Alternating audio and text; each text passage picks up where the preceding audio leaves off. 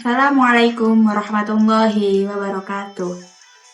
Alhamdulillahirabbil alamin. Segala puji bagi Allah Subhanahu wa taala yang telah memberikan kita nikmat iman, nikmat kesehatan dan kesempatan sehingga kita dapat menyelesaikan ibadah di bulan Ramadan. Salawat serta salam semoga tetap tercurah kepada Nabi Muhammad SAW, keluarga, sahabat dan kita semua sebagai umatnya. Anak-anakku sekalian, Bapak Ibu Guru dan pemirsa di rumah, tidak terasa kita telah sampai di penghujung Ramadan dan sebentar lagi kita akan menyambut hari yang sangat istimewa, yaitu Hari Raya Idul Fitri, hari kemenangan bagi orang-orang yang beriman.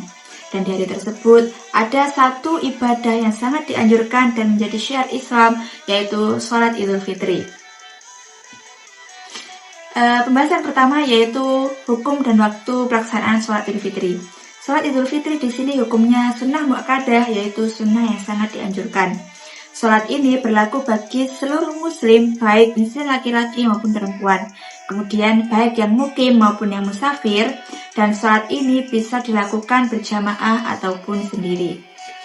Sholat Idul Fitri terdiri dari 2 rakaat dan waktunya dimulai dari sejak matahari terbit hingga sebelum waktu zuhur.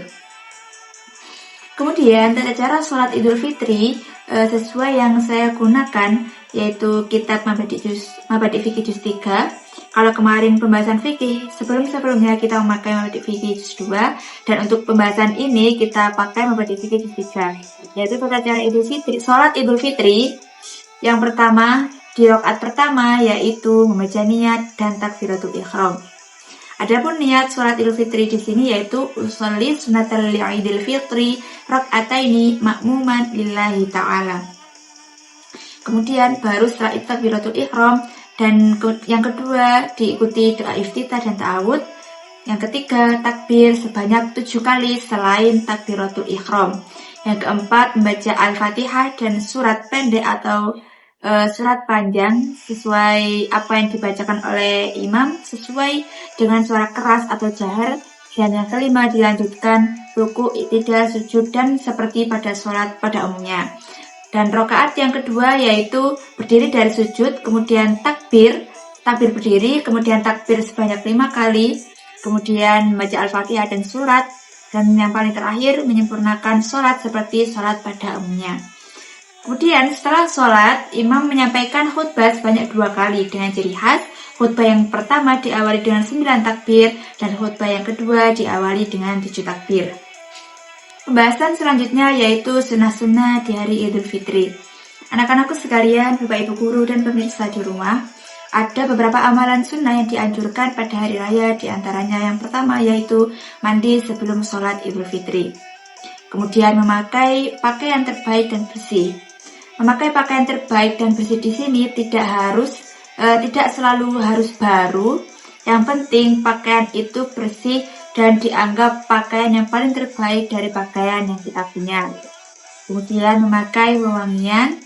Selain itu makan terlebih dahulu sebelum berangkat sholat, dan biasanya itu bisa dengan memakan kurma. Atau intinya kita makan terlebih dahulu sebelum kita berangkat sholat Idul Fitri. Jadi membatalkan atau makan terlebih dahulu sebelum Idul Fitri di sini yaitu untuk mengikuti ajaran Rasulullah SAW atau ittiba, dengan menandai berakhirnya puasa Ramadan dan menegaskan bahwa hari raya adalah hari berbuka. Kemudian sunnah selanjutnya yaitu mengumandangkan takbir dengan suara keras. Takbir di sini dilakukan sejak malam Idul Fitri hingga imam memulai sholat. Hal ini menunjukkan bahwa hari raya adalah hari yang penuh dengan pengagungan kepada Allah Subhanahu wa taala. Pembahasan selanjutnya yaitu hikmah sholat Idul Fitri. Anak-anakku sekalian, Bapak Ibu Guru dan pemirsa di rumah, di balik sholat Idul Fitri terdapat beberapa hikmah yang sangat dalam. Di antaranya yang pertama yaitu sebagai ungkapan syukur. Setelah sebulan berpuasa, kita bersyukur kepada Allah atas kekuatan yang telah diberikan kepada kita semua. Yang kedua yaitu menunjukkan persatuan umat. Dengan kita sholat Idul Fitri, semua umat muslim berkumpul tanpa membedakan status sosial. Kita semua melaksanakan sholat berjamaah menjadi satu dalam satu tempat dan mendengarkan khutbah bersama-sama. Hikmah yang ketiga yaitu momentum kembali kepada fitrah. Kita kembali suci, kembali bersih dari dosa seperti bayi yang baru lahir. Dan hikmah yang keempat yaitu simbol kemenangan sejati. Kemenangan bukan karena kemeriahan, tetapi karena kita berhasil mengendalikan hawa nafsu selama 1 bulan kita berpuasa. Anak-anakku sekalian, Bapak Ibu Guru dan pemirsa di rumah, menjelang Idul Fitri, jangan sampai kita sibuk dengan baju baru, jangan sampai kita hanya sibuk dengan makanan, tetapi kita lalai dengan sholat Idul Fitri dan sunah-sunahnya. Karena justru di pagi hari raya itulah penyempurna dari seluruh ibadah Ramadan kita. Dan ingat, Idul Fitri bukan akhir dari ibadah, tetapi awal untuk menjadi pribadi yang lebih baik dan lebih istiqomah untuk bulan-bulan kedepannya. Semoga Allah menerima seluruh amal ibadah kita di bulan Ramadan ini dan mengampuni dosa-dosa kita serta menjadikan kita kembali dalam keadaan yang suci. Saya Susilo Hidayat sebagai penyampai materi, pamit undur diri. Dan apabila dalam penyampaian ini ada kekurangan atau kehilafan, saya mohon maaf yang sebesar-besarnya. Selamat menyambut Hari Raya Idul Fitri. Taqabbalallahu minna wa minkum, siyamana wa siyamakum, minal aidin wal faizin. Mohon maaf lahir dan batin. Semoga Allah mempertemukan kita kembali dengan Ramadan yang akan datang dengan keadaan yang lebih baik. Sekian dari saya. Assalamualaikum warahmatullahi wabarakatuh.